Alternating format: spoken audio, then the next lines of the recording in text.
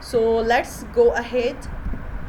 Now we talk about the total quality management.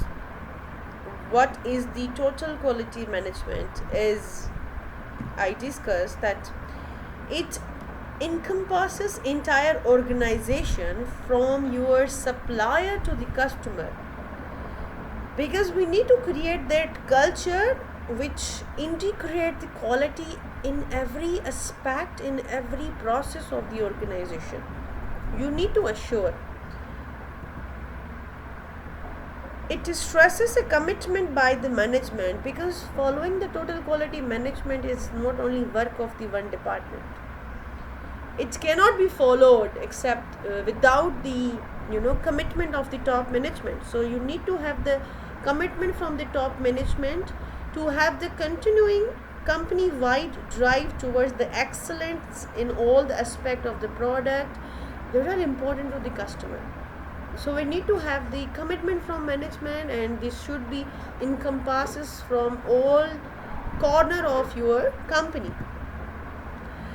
We discuss about the Deming's 14 points. So here are some of the 14 points mentioned in your textbook. So one of the things, create the consistency of the purpose. Deming's discussed that we need to create the consistency. Whatever purpose we are going to follow, so we need to be consistent. Lead to promote the change.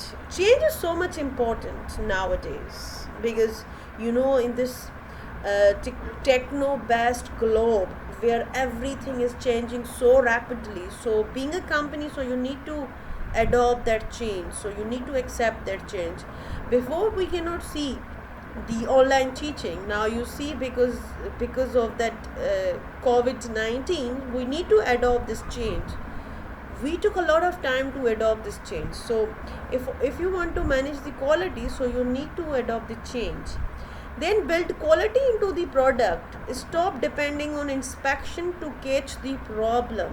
This is one of the important things that we need to discuss. You need to build the quality within your product. Why you are going to incorporate a lot of audit processes. Don't incur a lot of cost over the inspection and the audit processes. Build the quality in your product. Then build long-term relationship based on performance instead of awarding business on the price. So build long-term relationship based on the performance. So we need to create that. If long-term relationship should be based on the performance. If the performance is good, then we can give this sort of awards, right? Then continuously improve the product quality and the service. Start training. Emphasize leadership, which is also important, because we need to have the top management commitment. The other points that are given by the Deming: drive out fear. What is drive out fear? Means you need to educate your employee if they are going to damage anything. So we have process for that. We need to drive out that fear in their mind. Maybe if we are going to complain about this is the issue in our product. I made this process, but this is not good process. If I tell to my management, they would terminate me. So we need to drive out that fear. Break down barriers between the departments. If we break that barriers to the departments, the more communication the more communication channel would be increased. We encourage people to make networks, so that increase the culture in organization about the quality. Then we talk about the sort of stop. We need to say stop haranguing workers. What is haranguing workers? We need to we need to stop our employees by giving unnecessary aggressive lectures to our workers. So we need to stop that. A lot of time, once your supervisor are there, they create a lot of aggressive lecture to the people. Don't do this, that. So we need to stop that. Then support and help and improve, remove the barriers to pride in a work. Institute a vigorous program of education and improvement. The trainings, they put everyone in the company to work in transformation. So you need to follow these all 14 points in order to follow the quality improvements. So in this chapter we will discuss the 7 concepts of TQM.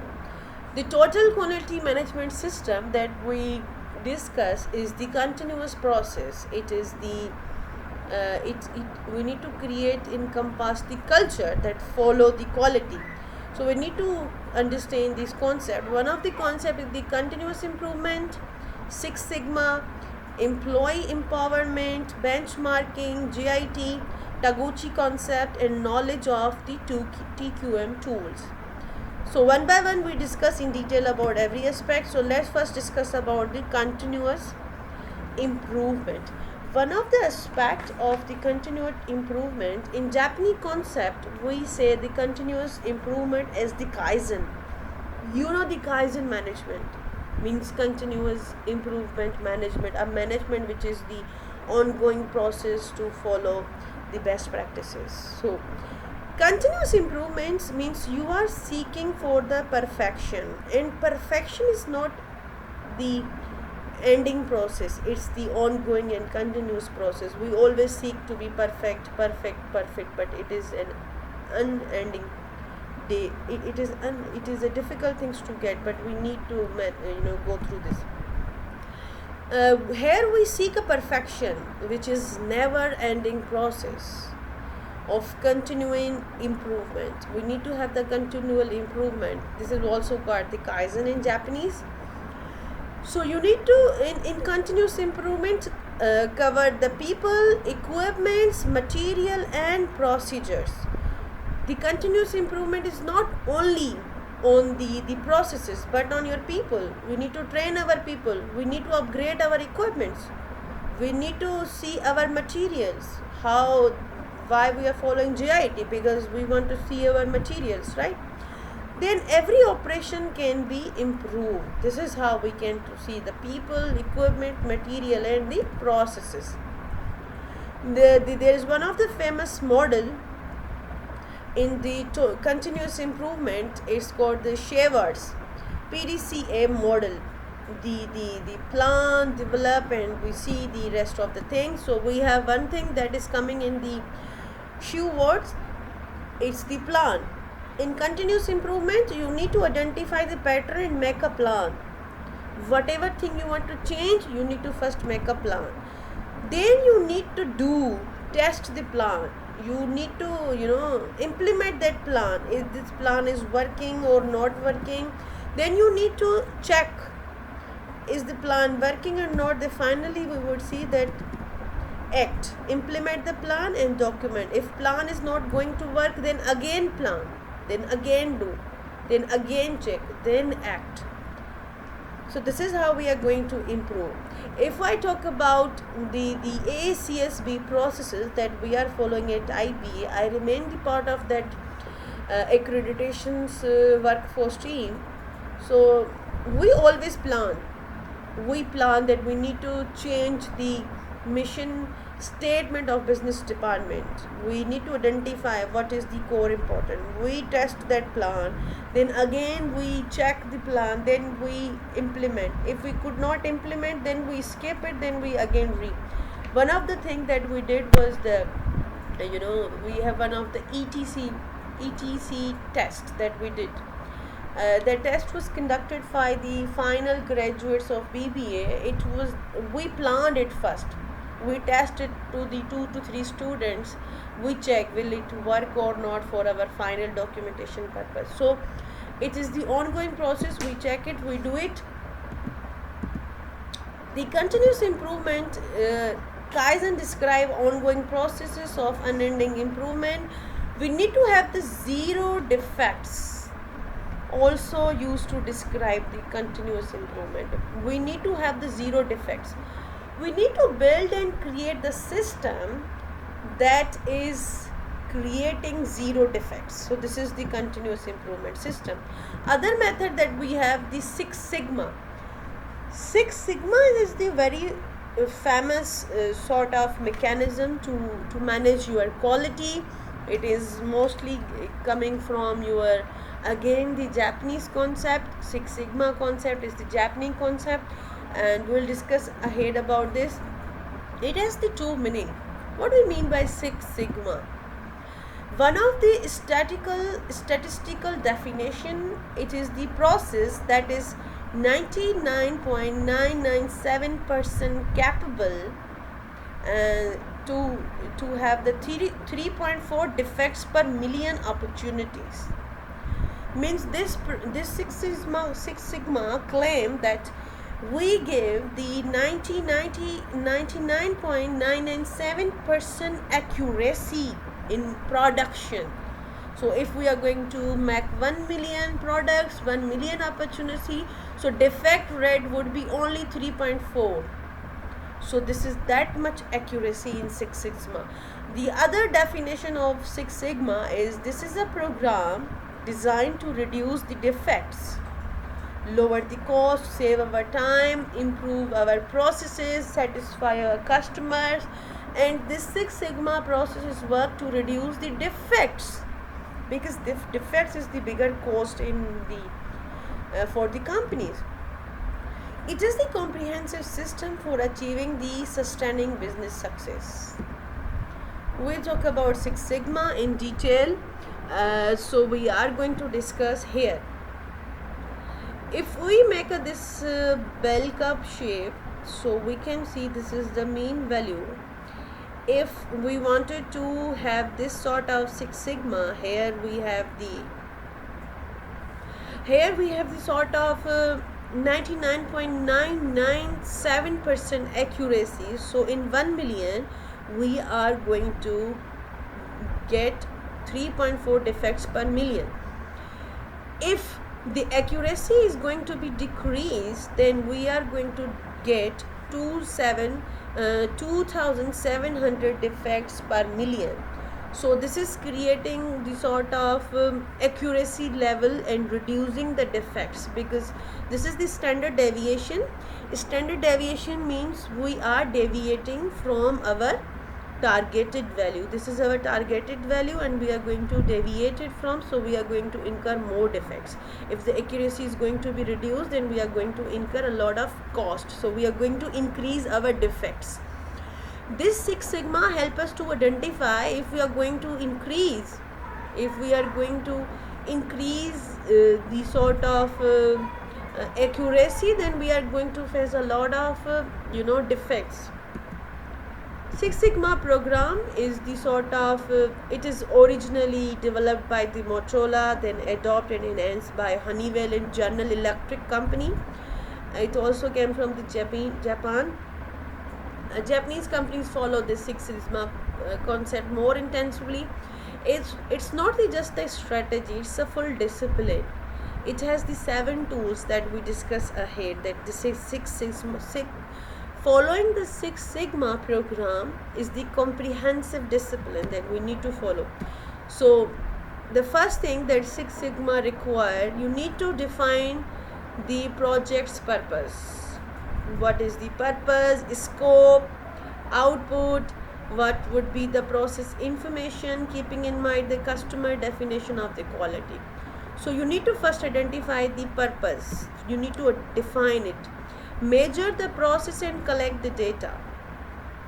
Whatever purpose we have defined, so you need to measure that process and collect the data.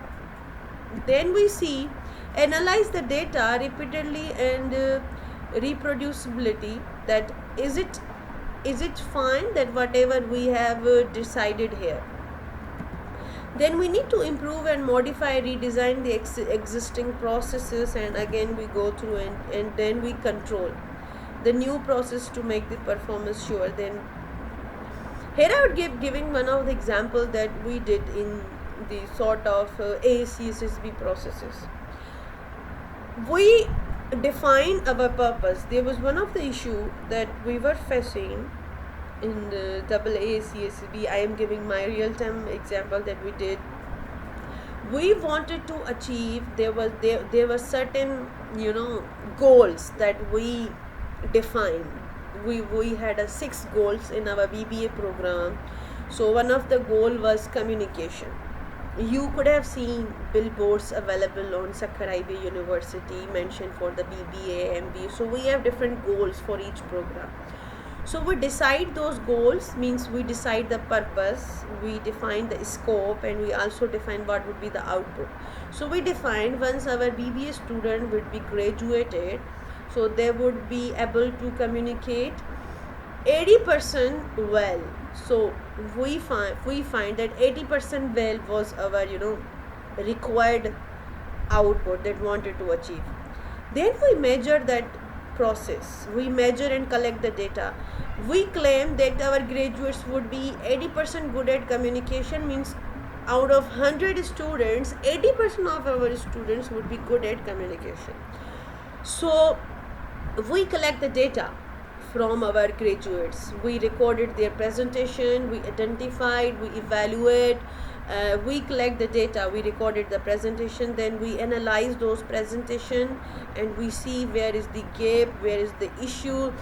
Then we find out that there is somehow issue, we identify somehow the problems, modify and redesign the existing processes. So we identify that issue is in terms of sentence structure and the pauses in the communication. So we identify the issue lies in communication is the pauses and the sort of sentence structure. Our students were unable to properly they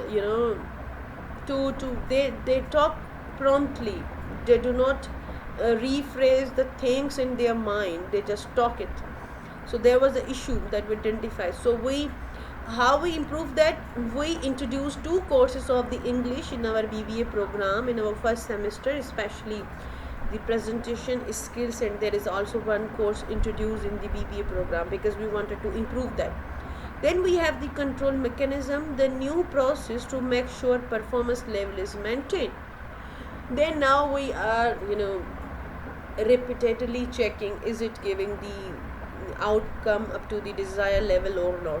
So you see how Six Sigma work, it is the continuous process. Then we again see control, if things are not well, then again we set a different goal, the other goal, then we measure it, then analyze it, then improve it, and the system is the ongoing process. Implementing Six Sigma is not easy task. Emphasize the defects per million opportunity as a standard metric. Provide the extensive trainings. Yes, we need to give extensive training. We need to focus on the corporate sponsor support champions. So we need to have the support from the managers who are going to support that training and support everywhere. Create a qualified process improvement expert like black belts, green belts. So we need to create a process of, in a process we need to create some experts who know the process well. Set stretch objects. This cannot be achieved without the commitment from your top management. If you want to implement Six Sigma, you need to have the commitment from your top management. Without that, you cannot do that. The other tool that is coming under the continuous improvement, it's the employee empowerment. What is the employee empowerment? You see, we need to involve our employee in every step because actual work is being done by our employees. The top management is sitting at their position, they cannot see the real time problems faced by the employees. The people who face the problems, they identified what could be the better solution. So they are the right people who know the problem and also have some sort of ideas to solve that problem. So we need to involve them in each step. So getting employees involved in the product and process improvements. It is stated, there was one of the study conducted and it stated 85% of the quality problems are due to process and material. They are not because of the people, but they are because of our processes are poor, our material is not good. So these both things are being managed by our employees. So we follow some sort of techniques to increase the employee empowerment. How we can do that? So there's a one technique. We need to build a communication network that include employees. So we need to remove the barriers of the communication. We need to enhance the communication of the employees with the supervisors and the management team, so we can properly empower them and involve them. Develop open and supportive supervisors. These are your bridges. In every organization, supervisors are your bridges. Especially we talk about the companies like a factories environment and so on. Everywhere is supervisors. So these are your bridges. People, we call them bosses in organization. People leave the bosses, not the organization. It is also sad that's why we need to develop open, supportive supervisors. We need to train our supervisors that you need to be very much friendly with your colleague. You need to listen to them in order to get the involved into the process. More responsibility to the employees and build a high moral organization. This is something that we need to create. High moral organization, why we are saying this high moral organization? A lot of time when something happened wrong and something we do not talk proper, so people started to discriminate us, criticize us, so our morale is down. So we need to create a supportive environment where morale is so high. Create a formal team structure. We require some informal teams as well because of the network of the communication, but we need to build certain formal structure as well in order to keep our employee involved in the process. Sometimes we need to create a quality circles within the employees. We need to identify some employees who can be the responsible to carry that program or carry the objectives. So group of the employee who meet regularly to solve the problems. Within the employees, we can identify a few employees. Their task is to identify the problems and talk to the people and find the solution. So that would be the quality circle. We can properly train them. We can give them a solver of the problem, and we can train them for the statistical methods. Often led by the facilitator. These quality circle may be lead by the facilitator who can support them, who can talk to them, who can manage them very effective way to done properly. The other tool, the other methods of the total quality management system is the benchmarking. Like I gave the example of the Arnold Hospital, how they are benchmarking. So in order to compete in the global world, you need to see which organization to benchmark and what things to benchmark.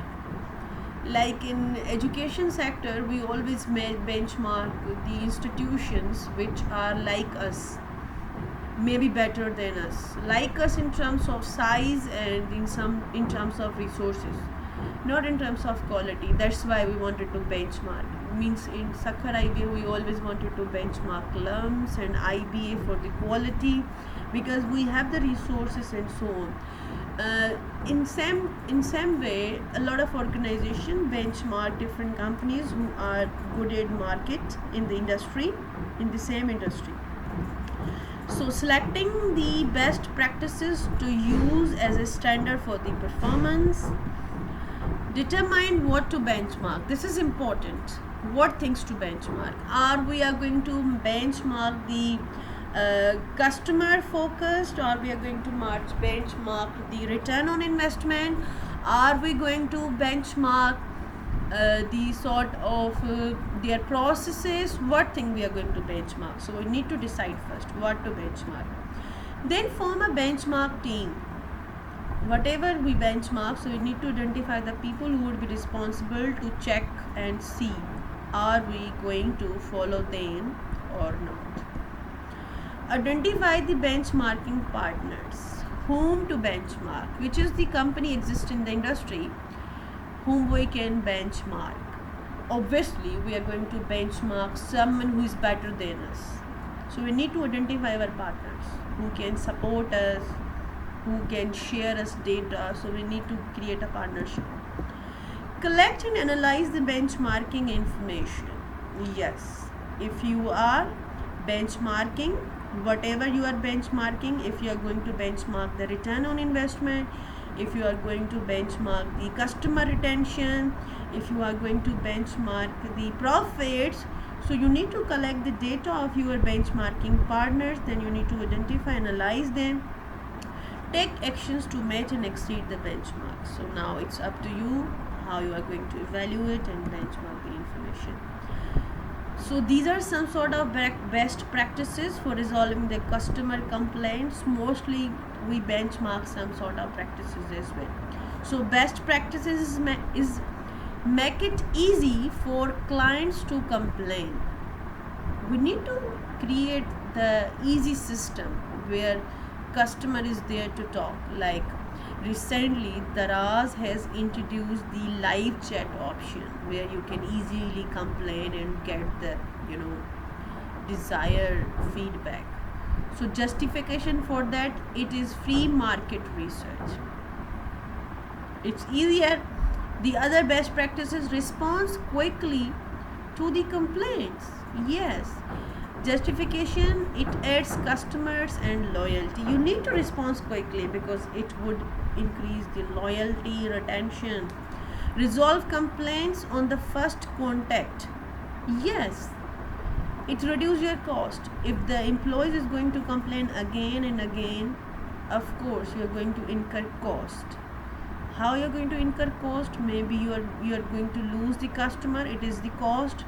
Maybe you are involving your more employees to that matter, you are increasing your cost. So you need to it would reduce your cost. Use computers to manage the complaints. Yes, we are not that much effective. We need to build that automatic system that give the prompt responses. Nowadays we have a lot of strong robots, computers who are responding quickly to the complaints and they are resolving it. Discover trends, share them, align your services. Recruit the best for customer service job. You need to recruit best people. Because why we should do that? It should be part of formal training and career advancement. Because once we recruit best, they are going to resolve your things in a better way. Sometimes once our system is so big, so we need to have internal benchmarking as well. Before we talk about the external benchmarking, we need to identify someone available in the industry whom we can benchmark.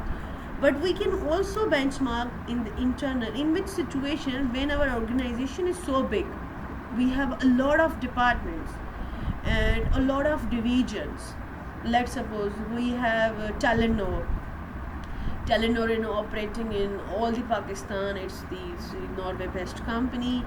So one department, one zone of south zone of Pakistan, south zone of Sindh is working well. They have done very good sales.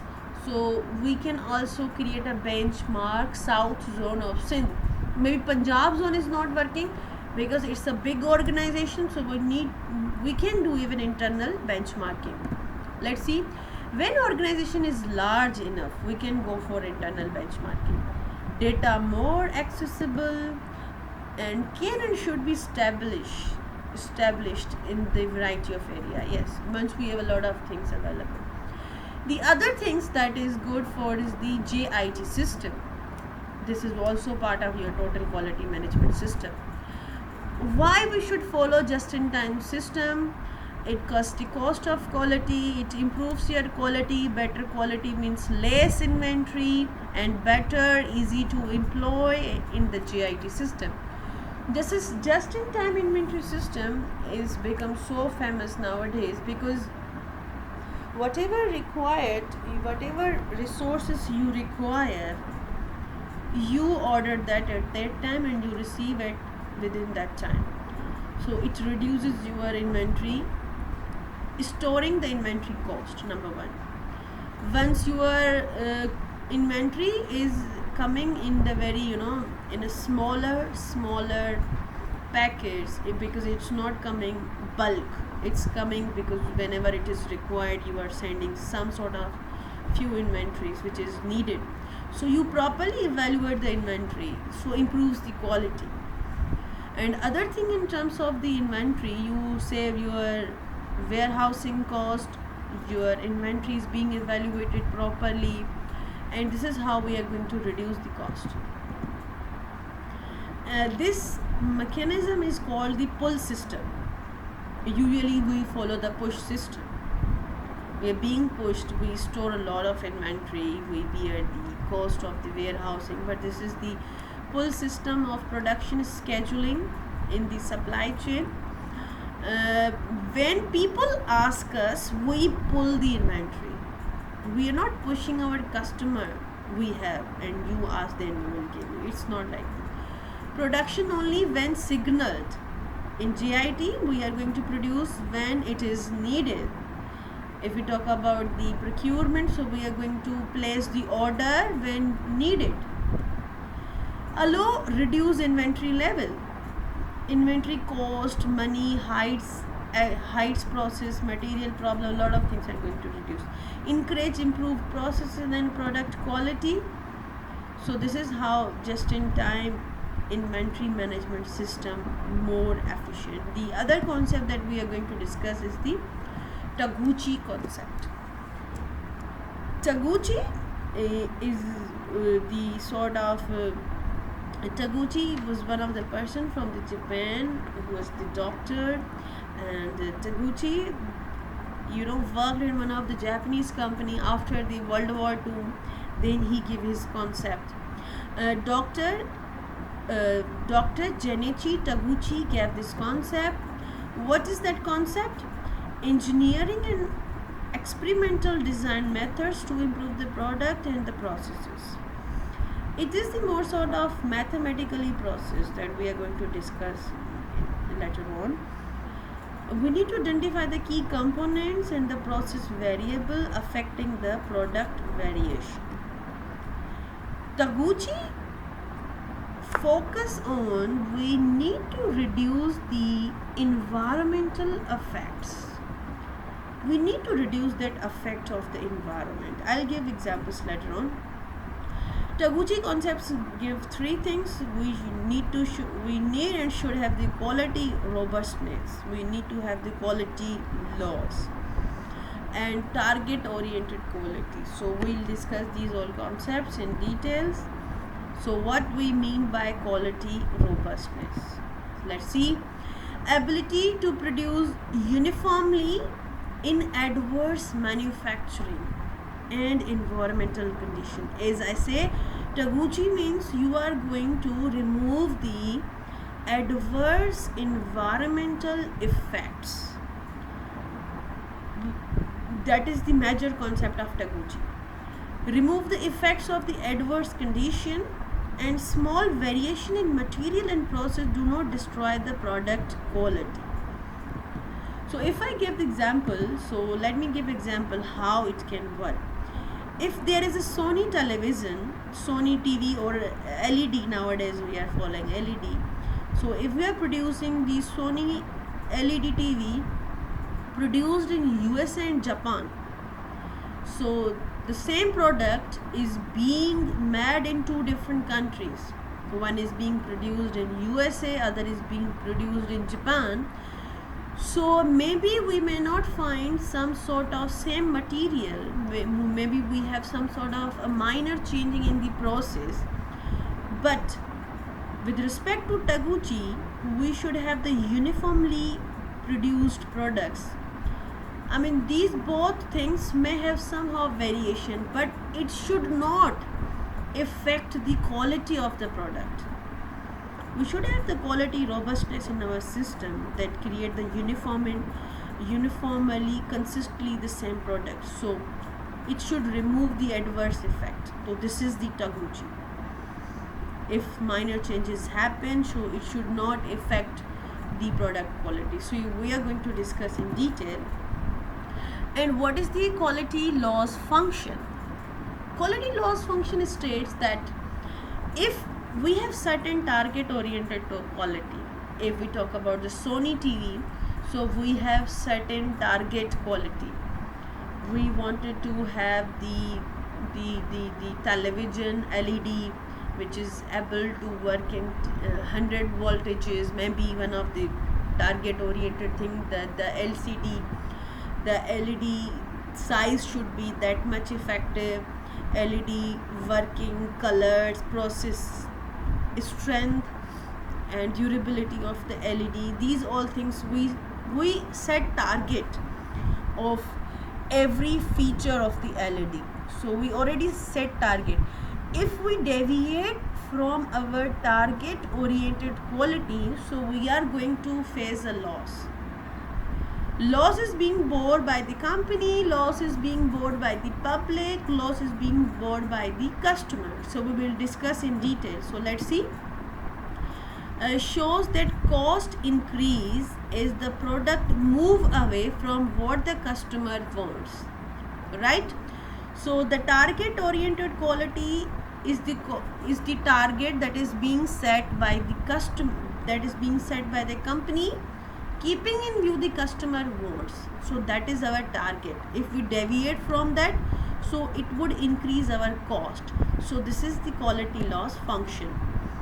Cost may be include, I already said, cost may be include your customer dissatisfaction, warranty and service, internal scrap, repair cost and cost to the society, whatever. If I am buying the Sony LCD or Sony LED from the made in USA, so it may be not that much durable, the one that is made in Japan, so I am going to bear that cost. I become dissatisfied, I will again apply for the warranty code because this LCD was giving me 3 years warranty. A company may face sorts of things, so society is going to bear that cost. This is the increased cost. This is the quality loss function. We can say this is the traditional conformance specification are two simplest. We know once we meet these standards with what is required standard and what is being set standards, we need to meet these both standards, targeted standard and what we have actually produced. Once we match this is the conformance specification, right? So let me define this concept. This is one of the things that you need to understand in detail. What is the loss function? Loss is the combination of two things. D2 is square of the distance from the target value. You know what is D2? It is the distance. I am going to discuss this. And the cost of deviation. These both are the loss to the society. If we combine this, the loss of deviation. Now I am going to define this thing, what it is. This is the low loss, this is the high loss, and this is the frequency of happening something, and this is the specification of the product. So in the example of LED, Sony LED, we need to set certain target. This is our target. We have set certain sort of acceptable, unacceptable standards. This area is the best because this is our target. This is good, acceptable once we are here, so it is good and acceptable. Once we are deviating from this target to this, one more deviation. You see, once we are moving away from our target value, we are deviating from target value, and it is going to increase our cost. Square of the distance from the target value. If we square this distance, it's going to be D2. And the cost of deviation. cost of deviation, this is the cost of deviation. Whenever we are deviating from this point to this point, so we are going from good to fair, and fair has some sort of cost. If we are going from fair to this level, it is the unacceptable area, so we set certain target, and this line that was shown in the blue color is your sort of target oriented quality, yield more, produce in the best quality. This is our target, this is the best required target, and the blue line is your conformance, where the things need to be acceptable. Target oriented quality bring product towards the target value, so this is the target value that we have set. Conformance oriented quality, so this is the minimum standard that we can accept. In our Togochi concept, we set certain target quality, the target point and the minimum acceptable level of accepting the quality. This is the minimum standard, where it is the poor, it is the fair, so we are going to accept up to this level. So this is the conformance oriented, where we set the standard, these are our minimum standards that we are going to accept.